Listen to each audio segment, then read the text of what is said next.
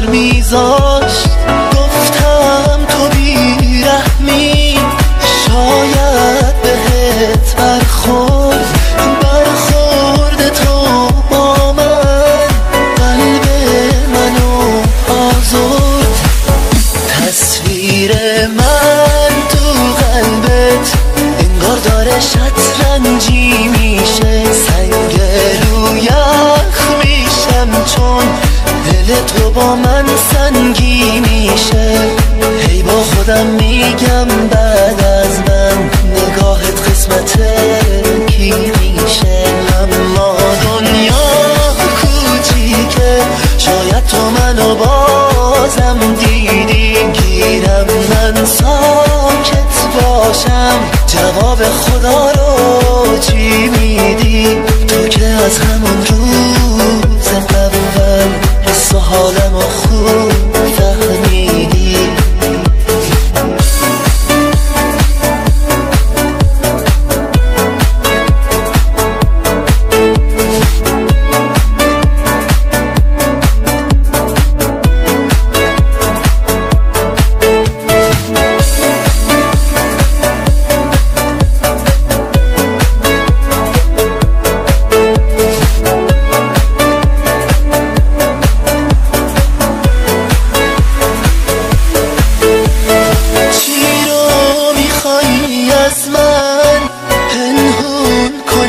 وقتی چشمات بهم میگه دنبال کی رفتی.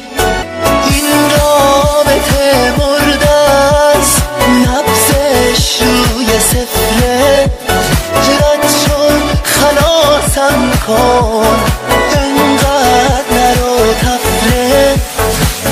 تصویر من تو قلبت انگار داره شطرنجی میشه. سنگ رو یخ میشم چون دل تو با من سنگی میشه.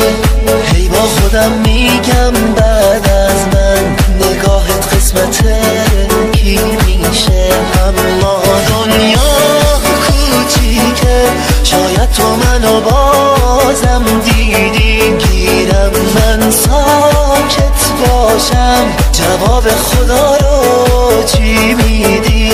تو که از همون روز اول حس و حالمو خوب فهمیدی.